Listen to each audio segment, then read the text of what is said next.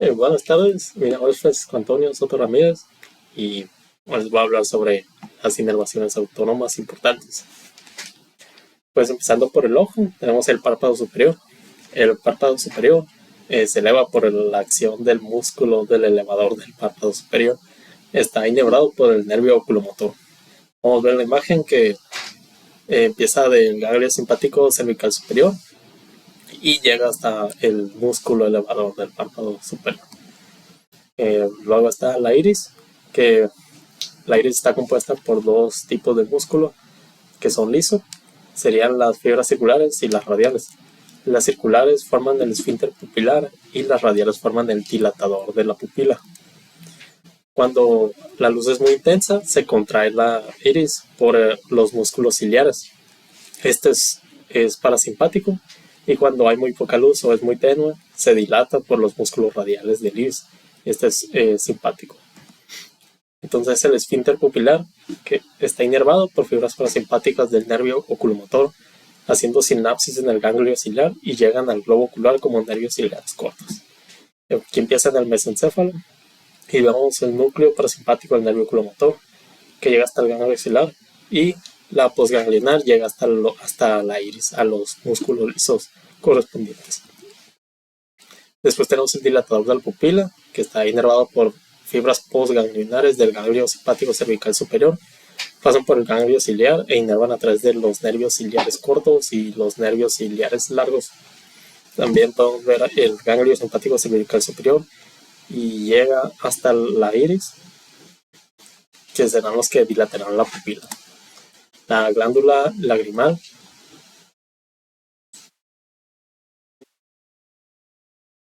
que tiene como inervación secretomotora parasimpática, que inerva la glándula lagrimal. Aquí empieza por el puente o protuberancia también llamada. El núcleo lagrimal del nervio facial está aquí. Llega por el nervio facial y se redirige por el nervio petroso mayor. Luego llega hasta el nervio del canal pterigoideo. Llega al ganglio, el ganglio pterigopalatino. Después el postganglionar llega al nervio maxilar, que se desvía por el nervio cigomático, pasa por el nervio cigomático temporal y llega al nervio lagrimal, que llegará a la glándula lagrimal. La inervación de las fibras simpáticas postganglionares pues tienen la función de actuar como fibras vasoconstrictoras. El recorrido puede ser ganglio simpático cervical superior hasta la glándula lagrimal. Y ahora vamos a las glándulas salivales, las glándulas submandibulares y sublinguales. Tienen inervación parasimpática secretomotora, se origina en el núcleo salival superior del nervio facial, pasan al ganglio submandibular y luego por el nervio de la cuerda del tímpano y el nervio lingual. Aquí vemos cómo empieza. Desde el puente está el núcleo salivatorio superior del nervio facial, pasa por el nervio facial, por la cuerda del tímpano, llega al ganglio submandibular y la postganglionar llegará a la glándula salival sublingual. La glándula sublingual surge del ganglio simpático cervical superior, alcanzará la glándula en forma del plexo nervioso alrededor de las arterias carótida, facial y lingual, y estas actuarán como fibras vasoconstrictoras. Tenemos el puente o la protuberancia, el ganglio simpático cervical superior irá hasta el plexo de la arteria carótida externa y llegará a la glándula submandibular salivar. La glándula parótida está inervada por fibras parasimpáticas secretomotoras del núcleo salival inferior del nervio glosofaringio. Estas fibras nerviosas preganglionares van del ganglio óptico a través de la rama timpánica del nervio glosofaringio y del nervio petroso menor. Aquí empieza pues en la médula oblongada, en el núcleo salivatorio inferior del nervio glosofaringio.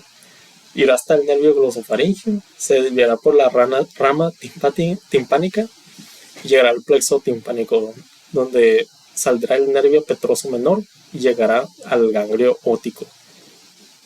En la fibra postganglionar llegará al nervio auriculotemporal y llegará a la glándula parótida. La Las fibras postganglionares alcanzarán las glándulas a través del nervio auriculotemporal y las fibras simpáticas postganglionares surgen del ganglio simpático cervical superior y alcanzan la glándula por arteria carótida externa.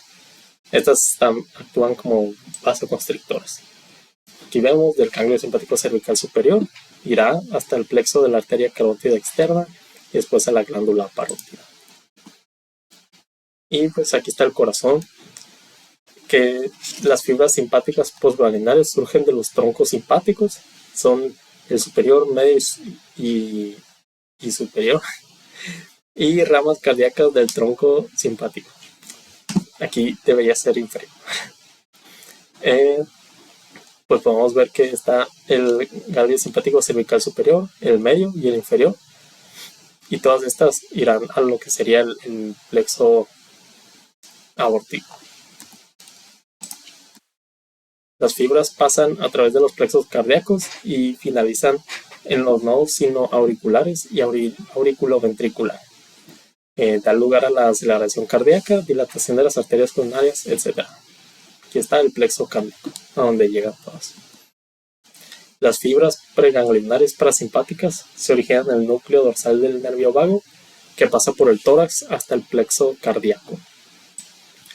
Aquí está el nervio dorsal que sale de la médula oblongada o del bulbo raquídeo y baja por el nervio vago y llega hasta el plexo cardíaco. Las fibras postganglionares terminan en los nodos sinoauriculares y auriculoventricular. Reducen la frecuencia cardíaca, fuerza de contracción de miocardio y contracción de arterias coronarias. Después tenemos los pulmones. Sus fibras parasimpáticas postganglionares surgen de ganglios torácicos del tronco simpático, desde el segundo hasta el quinto plexos pulmonares y penetran en el pulmón. Ocasionan broncodilatación y una ligera vasoconstricción. Aquí podemos ver los ganglios torácicos del tronco simpático.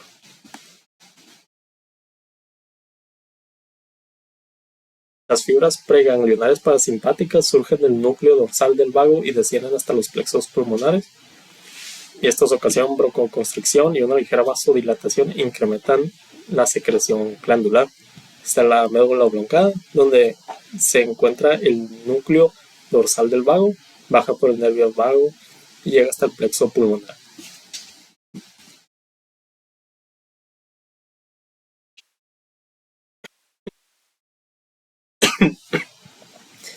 Y ahora estamos en el tubo gastrointestinal,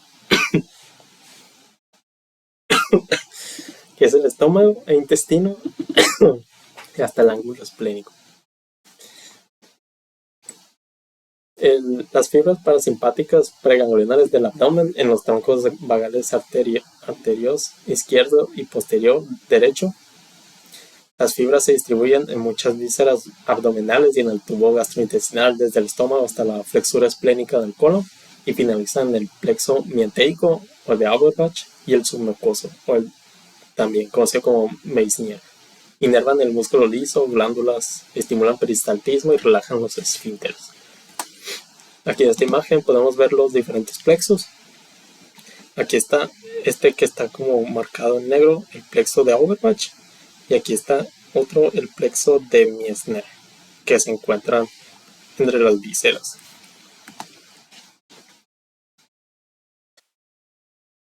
El tubo gastrointestinal, de estómago e intestino hasta el ángulo esplénico. Las fibras simpáticas preganglionares van por el tronco simpático, penetran en los nervios esplénicos mayor y menor y establecen sinapsis con ganglios celíacos y mesentérico superior, inhiben peristaltismo y contracción de los esfínteres. Podemos ver que empieza del tronco simpático y llegan a los ganglios, el celíaco y el mesentérico superior. El celíaco inervará estructuras como el duodeno y el mesentérico superior, lo que sería el ángulo hepático, colon ascendente y parte del transversal.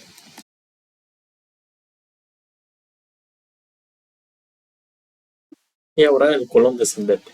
Las fibras parasimpáticas preganglionarias se originan en la médula espinal, desde el segundo al cuarto segmento sacro, y pasan por nervios esplánicos pelvianos, plexos nerviosos de la arteria mesentérica inferior, y terminan en los plexos mientéricos o de Overbach y submucosa de Meissner. Estos estimulan el peristaltismo y la secreción. Aquí podemos ver las secciones del sacro 2, 3 y 4. Van a pasar los nervios por el ángulo esplénico, colon descendente, hasta el recto, por el colon sigmoideo también. Las fibras nerviosas simpáticas preganglionarias van por la lumbar del tronco simpático y establecen sinapsis con el plexo mesentérico inferior. Los nervios simpáticos inhiben el peristaltismo y la secreción.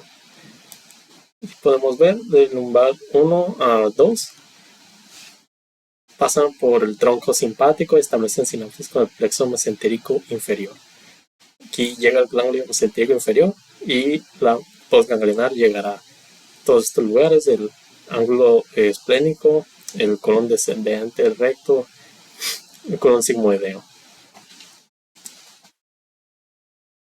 Ahora la vesícula biliar y conductos biliares.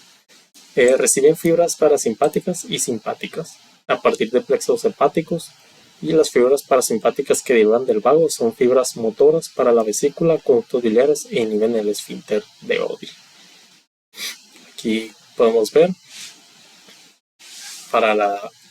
son fibras motoras para la vesícula, los conductos biliares y el esfínter de Oddi, que es este de aquí. Ahora, se cree que algunas de las fibras abandonan los plexos hepáticos y se unen al nervio frénico derecho, lo cual explica por qué algunas enfermedades de vesícula biliar hacen que haya un dolor a altura del hombro.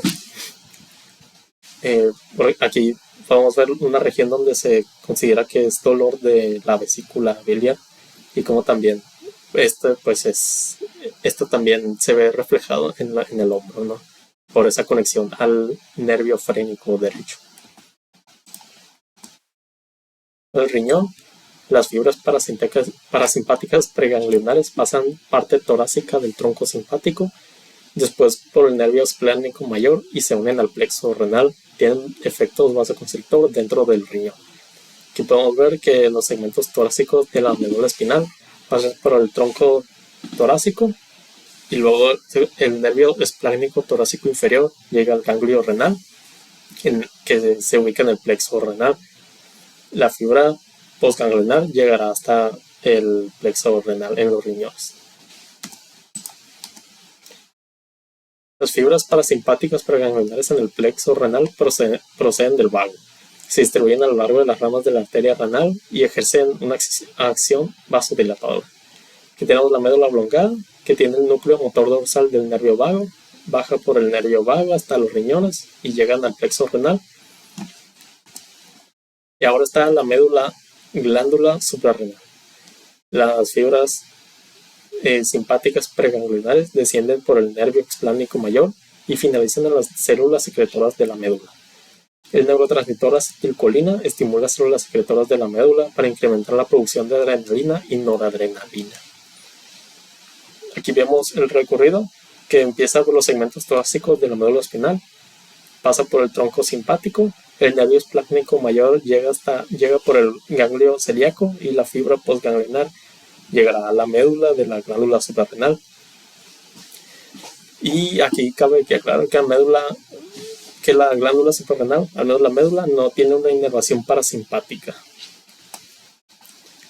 Está ahora el esfínter interno involuntario del canal anal, que está inervado por fibras simpáticas postganglionares procedentes de plexos hipogástricos. Cada uno de estos plexos recibe fibras simpáticas del plexo aórtico y de las partes lumbares y pélvicas de los troncos simpáticos. Aquí podemos ver, sale de la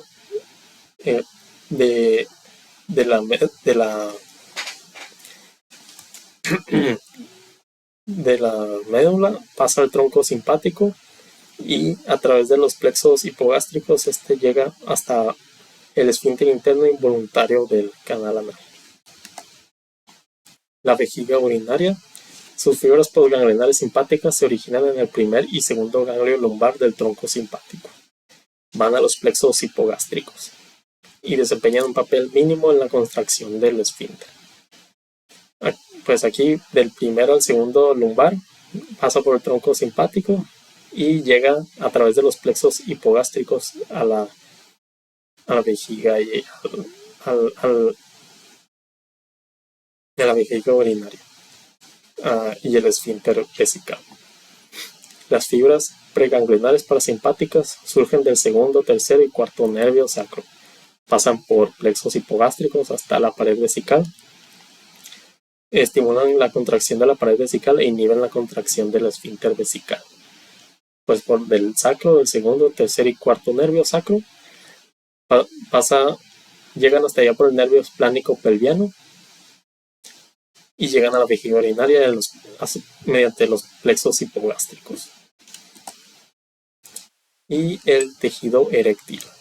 Las fibras parasimpáticas preganglionares se originan en los segmentos sacros 2, 3 y 4 de la médula espinal y van a plexos hipogástricos, lo que inerva arterias pudendas internas que penetran los tejidos eréctiles, lo cual hace que se desempeñe su función. Y esto ocasiona la vasodilatación. Del segundo, tercero y cuarto de los segmentos sacros de la médula espinal llegan por los plexos hipogástricos a lo que es el tejido eréctil. Y pues tenemos que hablar de la eyaculación. Pues en el clímax se produce una descarga masiva de impulsos nerviosos en el sistema nervioso central que descienden por la médula espinal hasta alcanzar el centro simpático y pasan a los órganos genitales. Salen de la médula a nivel del primer y segundo segmento lumbar por fibras simpáticas preganglionares que van a los ganglios lumbares primero y segundo. Las fibras postganglionares se distribuyen en vasos deferentes, vesículas seminales y próstata a través de plexos hipogástricos. Aquí vemos de la lumbar 1 al 2 va por el tronco simpático a través de los plexos hipogástricos y llegan hasta la vesícula seminal, pasa por la próstata, el epidídimo y el conducto deferente. Los nervios simpáticos estimulan contracciones del músculo liso en las paredes de estas estructuras y motivan a los espermatozoides, junto con las secreciones de las vesículas seminales, próstata, para que sean expulsados por la uretra. El esfínter de la vejiga se contrae y evita el reflujo de espermatozoides hacia el interior de la misma. Ahora el útero. Sus fibras nerviosas preganglionares emergen de la médula espinal a nivel de los segmentos D12 y L1 y van a los plexos hipogástricos inferiores. Inervan músculo liso del útero. De la médula espinal, pues, de 12 a L1, pasa por el tronco simpático a través de los plexos hipogástricos y llegan a lo que sería el cuerpo, pues, del músculo liso del útero. Sus fibras parasimpáticas preganglionares salen de la médula espinal a nivel de sacro 2, 3 y 4 y establecen sinapsis con células ganglionares en los plexos hipogástricos inferiores.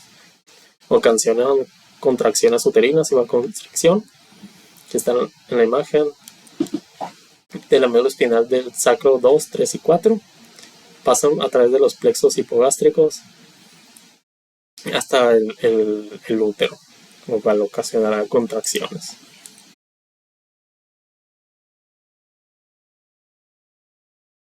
Y ahora pues con las extremidades superiores. Son llevados por nervios simpáticos y las fibras preganglionares se originan en segmentos torácicos entre el segundo y el octavo y ascienden por el mismo para establecer sinapsis en ganglio cervical medio, cervical inferior y primer torácico. Se unen al plexo braquial y acompañan a las arterias por el plexo braquial. Los nervios simpáticos originan vasoconstricción de las arterias cutáneas y vasodilatación de las que irrigan al músculo esquelético. Aquí podemos ver el ganglio sale del torácico del 2 al 8 y por el ganglio cervical inferior, simpático cervical medio y a través de las ramas del plexo braquial pasan y llegan a la arteria braquial, lo cual Inervados por nervios simpáticos, las fibras preganglionares originan de 10 a L2 y pasan a los ganglios torácicos inferior y lumbar superior del tronco simpático. Luego a los ganglios lumbares y sacros hasta las arterias a través de las ramas de los plexos lumbar y sacro. Que está del torácico del 10 hasta el lumbar 2, pasa por el tronco, por los ganglios simpáticos lumbares y sacros, y a través de ramas de plexos lumbar y sacros hasta la arteria femoral para las extremidades inferiores. Y ahora vamos a hablar sobre los reflejos fisiológicos del sistema nervioso autónomo. El reflejo visual, fotomotor directo y el consensual. Primero vamos a hablar del directo, y pues es la respuesta de contracción de la pupila al ser iluminada. Tiene un trayecto desde la retina a través del nervio óptico, quiasma óptico y del tracto óptico. Después el núcleo pretectal cerca del colículo superior del nervio oculomotor en ambos lados. Finalmente van hasta el ganglio ciliar, nervios ciliares cortos y músculo constrictor de la pupila del iris. Aquí podemos ver, empieza de nervio óptico hasta el quiasma óptico y del tracto óptico.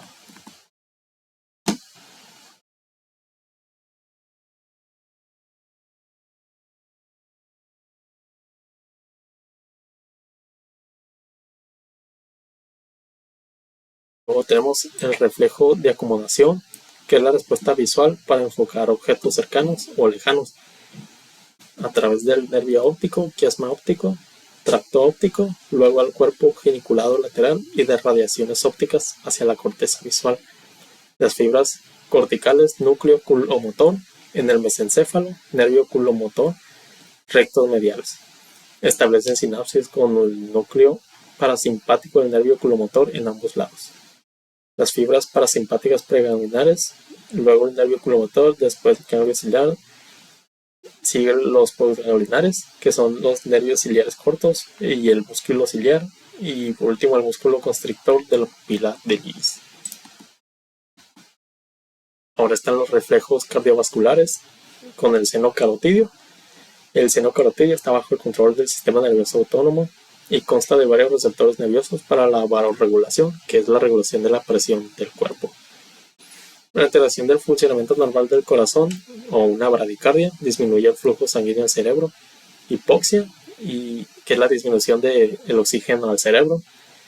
Tienen los síntomas de que da disnea, pulso acelerado, sudoración, síncope y alteraciones mentales como el delirio o la euforia. Citado la bifurcación de la arteria carótida común y el arco aórtico, las fibras aferentes procedentes del seno carotidio ascienden en el interior del nervio glosofaringeo y finalizan en el núcleo solitario, y las del arco aórtico ascienden por el interior del nervio vago. Aquí está el seno, la arteria carótida común con su seno carotidio. Y tenemos el cuerpo carotidio y sube por el nervio del seno carotidio al nervio glosofaringeo. Y vemos que sube y está aquí el plexo timpánico, trozo menor, y este da al ganglio óptico, a la parótida. Todo esto da a la rama timpánica. Tenemos el canal sensitivo superior e inferior, las raíces del glosofaringeo, y tenemos estos tubos rosas que son las arterias carótida interna y la externa. Y el glosofaringeo pues dará al paladar blando, a las ramas de las amígdalas y aquí abajo la rama faríngea. Los reflejos cardiovasculares del seno carotidio. Las neuronas de conexión en la médula oblongada activan el núcleo parasimpático o núcleo dorsal del vago, lo que reduce el ritmo cardíaco, y al mismo tiempo unas fibras reticuloespinales descienden por la médula espinal para inhibir el núcleo simpático preganglionar para el corazón.